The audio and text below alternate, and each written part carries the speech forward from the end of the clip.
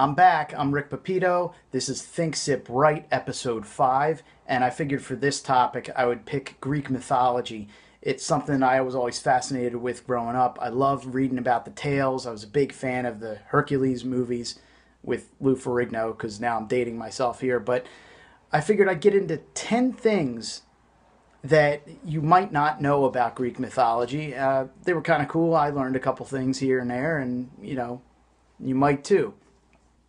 So the stories in Greek mythology, like I said, always inspired me. And in book 3, Bones at Breakfast, I did a take on the Greek gods, only it was before they were gods. So it was kind of like these were the people that inspired those myths. So they were actually real people in my books. But I wanted to get into the mythology itself and talk about a couple things that you may or may not know. So, like, here's one. And a lot of these I got from listverse.com, and I got them through scattered other places here and there, Wikipedia and all these other fun little reference sites that know more than I do, apparently. So, Hades. Okay, he's the god of the underworld. He's basically Greek mythology's equivalent of the devil. Well, in reality, he's not as bad as the devil himself. As a matter of fact, it's kind of not fair to put him in that category. Hades was not really a bad guy. He didn't choose the underworld as his domain. It was kind of like they did this like drawing straws type thing, and his brother Zeus ended up with Mount Olympus, which would be kind of like heaven, and Poseidon ended up with the sea. So Hades kind of got stuck in this little area, and he never actually was a reclaimer of souls. Some of the other gods actually chose which souls were going to die and the fates. So he actually helped out some of the heroes at times. Hercules was one of them, and he gave them a second chance. Orpheus was one of them. He made a deal with him. Of course, that didn't work out, but the fact is he's not as evil as everybody wants to believe. So, number 9 would be Ares. Now, he's the god of war. He's represented as this ultimate badass, but he's really not. As a matter of fact, he kind of bows to his sister Athena. She's also a goddess of war, but whereas he kind of just goes in and he goes for the throat, she's very strategic about everything. So in a way, the gods think that he's this big coward. He doesn't play fair. So he's kind of like, he bows down to a woman. He answers to her. And I mean, come on, guys, which one of us doesn't? I mean, at some point, you're answering to a woman. So cheers. Number 8 is Artemis. She is the twin of Apollo and the daughter of Zeus. She's the goddess of purity. She made a deal with Zeus to become basically the ultimate virgin. However, this virgin is not so innocent because she just apparently wants to slaughter women everywhere. She slaughtered 6 women because she had a temper tantrum because they were making fun of her. Then she demanded sacrifices for the murder of her father's stag. I mean, come on, really? Sacrifice your daughter because you murdered my dad's deer. Yeah, okay. So she's apparently got some anger management issues. It could be the fact that she's still a virgin after, a couple 100 years, and she probably has a little bit of pent-up frustration. So somebody needs to go take care of that. So this anger stuff needs to stop. Number 7, Medusa was not the only ugly Gorgon. It was always referenced that there were other Gorgons and that she had sisters, but Medusa actually had 2 sisters that looked exactly like her, and they're the guardians of the underworld. And actually, while Medusa was mortal, those 2 were not. So the Gorgons kind of, they're there.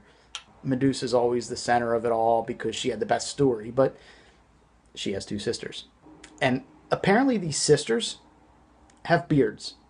So I'm not really sure what's going on there, but yeah, they have scales and beards. That's got to be the most hideous woman I've ever seen. Number 6, Zeus is not as good as you think. Now, like the bad rap that his brother Hades gets, Zeus gets this all powerful. He's basically the equivalent of Christian God, basically.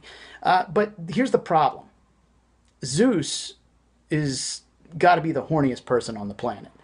He basically has shapeshifted himself and nailed so many women that he couldn't even keep track. I mean, everybody was his son, everybody was his daughter.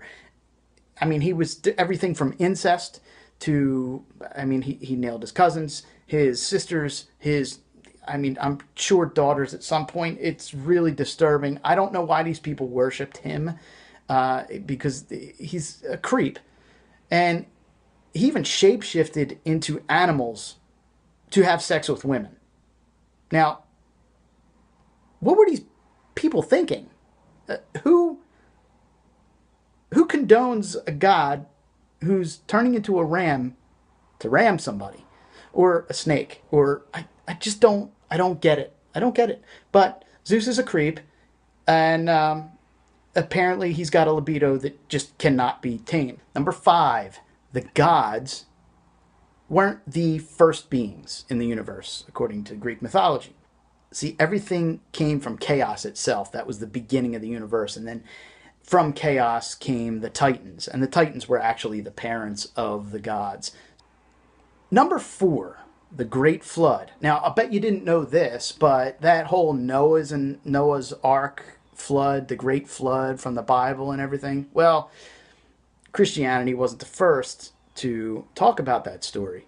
In fact, and it predates even Greek mythology, and maybe I'll get into that in another episode, but there was a story of the Great Flood in Greek mythology, and basically gods got tired of everything that the humans were doing, and the humans were sick. They weren't worshiping the gods as much anymore, so what the gods did was they basically created this giant flood and wiped out everybody except for a couple people. And then those couple people and the gods began repopulating the planet after this great flood, and they basically gave humanity a fresh start. Number 3, Aphrodite was not just the goddess of love, but she was actually prayed to before battle. But she believed that in order to show your love for somebody, you go to war to protect them. Now, she never condoned war, which is great. But if there was a war and there was a need to protect the ones that you love, she was the goddess that everybody prayed for protection. They wouldn't pray to Ares because he was just psycho and he just wanted to kill things. Number 2, Hermes' staff. He was the messenger of the gods, but Hermes had a staff, and it actually became one of the modern symbols for medicine today. It's known as the caduceus, but it's also often confused with the rod of Asclepius. And I don't know if I'm saying Asclepius right, but it sounds cool in my mind, so whatever. But the caduceus wasn't always a medical symbol.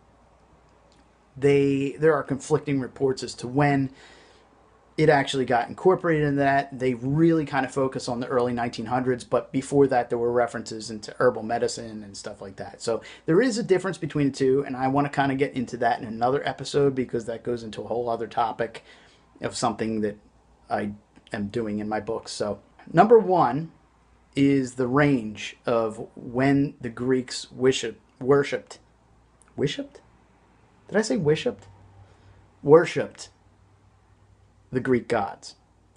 It was from the Bronze Age, which was approximately 2900 to 3000 BC, and it continued all the way up past Christianity. Christianity started to kill off the multiple god theory, and so as people converted over, the pagans, the Greeks, as they converted over to Christianity and other religions that focused on one deity, the myth, the multiple god myth, faded out. They believe it went about 800 AD was kind of the last conversion of when they all came over.